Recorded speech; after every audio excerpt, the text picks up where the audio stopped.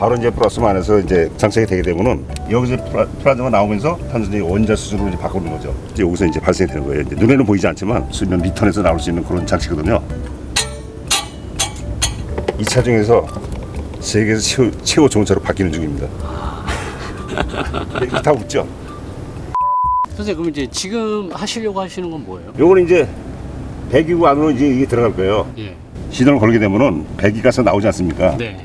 배출가스가 나오는데 배출가스가 나오는 것만 알고 계세요. 네. 근데 거꾸로 역내에서 들어가는 그 기류가 있거든요. 네. 그 기류가 이제 엔진 출력을 떨어뜨리는데 역내에서 들어가는 게 부딪히면서 저항을 주기 때문에 엔진 출력이 그만큼 떨어지거든요. 들어가는 역류를 제어시키면서 그 안에서 나오는 배출가스를 좀 신속하게 빠져나올 수 있게 해주는 그 장치거든요. 여기에 지금 요 안으로 깊숙이 들어가게 되면은 배기가스가 이제 여기를 이제 스치면서 지나가거든요.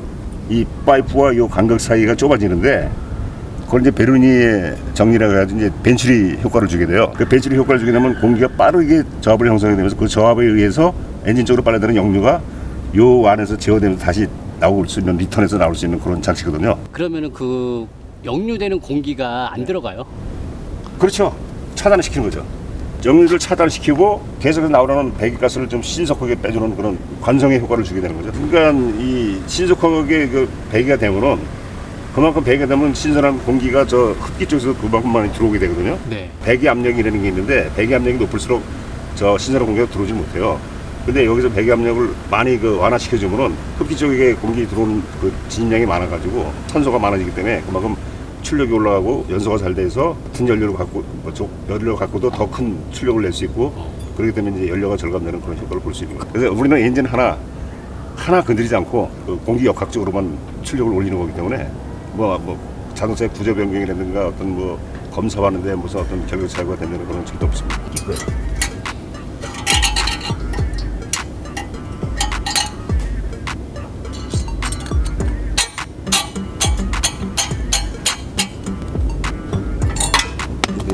더 깨주면 되고.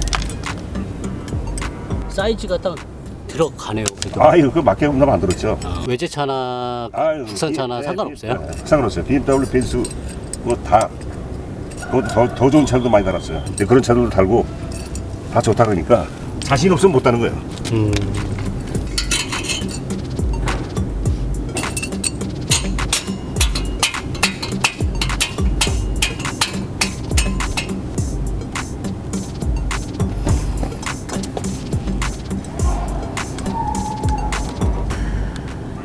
앞에 엔진룸의 플라즈마하고 마우라 쪽의 장치하고 이 두 가지를 같이 권유를 하시는 것 같은데 아, 네네. 예, 따로따로 하면 안 돼요? 아, 우리 뭐 단독으로 이 뒤에 배기 것만 해도 참 좋은데 네. 우리 한국 사람들은 더 좋으면 더 좋은 걸 원하기 때문에 그런데 개발을 하게 된 거고 공기를 이온화 시키면은 이온화된 그 해리된 그 공기들은 다시 결합을 하려고 그래요. 네.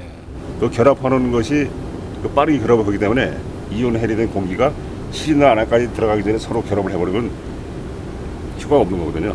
그래서 신속한 배출이 이루어져야지 얘도 빨리 진입이 되는데 신속한 배출이 안 이루어진 상태에서 쟤를 달게 되면 그만큼 효과가 떨어진다는 얘기예요. 그래서 얘하고 쟤하고 같이 결합이 됐을 때 어떤 시너지 효과가 극대화되기 때문에 극대화가 되니까 차에 좋은 효과가 나오는 겁니다.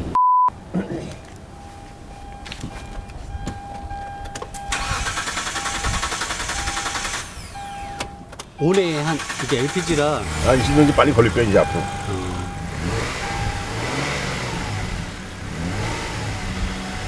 시동 거시고 지금 이렇게 악세 이렇게 몇 번 밟으셨잖아요. 네. 이걸 왜 하신 거예요? 저 엔진 컨디션도 볼 겸 예. 이게 우리 의지로 밟아보는 건데 어떠세요 컨디션은? 괜찮아요. 괜찮은 것 같아요. 그다음에 이제 그 의식적으로 뭐냐면 요즘 급발진이 많으니까 네.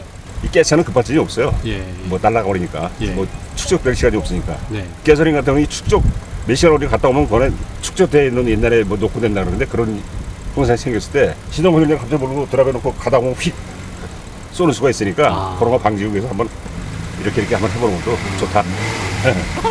그거예요. 우리 시동 걸었잖아요. 예.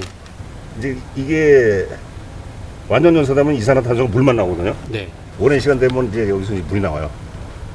물이 나오는데 지금 금방 시동 걸었으니까 코를 대고 숨을 쉬어도 이제 뭐 냄새가 안 날 정도로 이렇게 이제 떨어진 거예요. 그러니까 선생님 이게 장착을 했잖아요. 네. 그냥 원래대로 제 스타일대로 평소 운전을 하면 되나요? 그래서 내가 좀 알려드리려고 그러는데 네. 평소처럼 이제 그 기어를 드라이브해 놓고 이제 악셀을 밟을 시간이에요. 네. 그러면 이제 차가 내가 이제 출력도 높아지고 모든 컨디션이 다 돼 있으니까 굉장히 그 악셀을 그 평소처럼 밟으면 차가 좀 거의 튀듯이 나가요. 그러니까 그걸 감안하셔서 이제 살짝 밟으셔도 차는 먼저 더 잘 나가니까 네. 그걸 감안해서 이제 출발해 주시고 출발하면 기어 변속이 빨리 됩니다. 네. 그럼 이제 우리가 보통 이쪽 로테리에서 저쪽 로테리 가는데 뭐 네. 어느 정도면 내가 브레이크 밟아도 된다 그건 안 되고 빨리 도달하니까 브레이크를 좀 더 빨리 밟아야 되는 그런 현상이 좀 생겨요. 그것만 감안하시고 이제 해주시면 됩니다. 이게 선생님 조금 조심스럽긴 한데 물론 제가 이제 원해서 장착은 했지만 갑자기 좋아진다고 이렇게 되게 자부심을 하시니까 솔직히 조금 제 입장에서 난감하긴 하거든요. 그건 공간하셔도 되고 네. 이 모델 중에서는 네.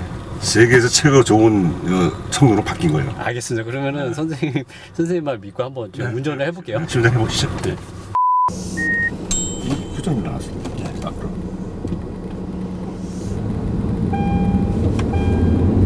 어휴.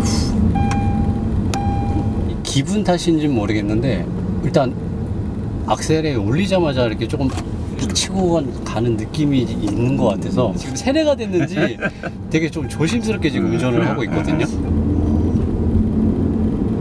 근데 평소처럼 좀 밟고 있는데 뭔가 툭툭 치고 나가는 느낌이 드는 것 같기는 한데 잘은 모르겠어요 사실 아직은. 조금 내려서 밖으로 나가서 네. 정확히 한번 돌고 오셔야 되니까. 지금 살짝 언덕이거든요. 에어컨 켜는데도 뭐 상관없어요 이제. 지금 에어컨도 킨 상태고 뭐 이게 힘은 좀 좋아진 것 같아요 확실히. 평지에서는 그냥 발을 올려놓으면 가는 거예요. 근데 RPM도 지금 뭐 2000 이상이 안 올라오고. RPM 누르면 엔진이 그만큼 더 되니까 그만큼 연료가 적응이 되는 거고요. RPM 회전이 이제 그렇죠. 덜 되면 덜 되면 이제 연료가 이제 그만큼 덜 들어가니까. 그렇죠. 네. 엔진 힘이 올수록 RPM은 많이 들어가고 네. 저 연료는 많이 들어가요. 많이 들어가고 이제 저 변속기를 그만큼 운영을 하려면 더 올라가야 되거든요. 네. 출력이 그만큼 나야 되니까. 한치의 거짓이 없어요. 오토는 이 스틱 같은 거는 이제 운전자 티크닝이 나오는데 네. 얘는 그대로 반응하잖아요. 엔진의 힘이 그대로 반응하는 내가 이제 바라는 거는 탄소 중립 시대가 왔으니까 연료 한 방울에도 전력할 수 있는 제품이면 무조건 다 받아들인다라는 이제 어떤 전 세계적인 그 경향이 있잖아요. 동남아 쪽에 특히 오토바이나 뭐 공해 때문에 아주 애들을 먹고 전 세계적으로 이제 기후 때문에 고통 많이 받는데 우리 기술이 그런 쪽으로 많이 활용됐으면 좋겠다는 희망으로 지금 나가고 있는 겁니다.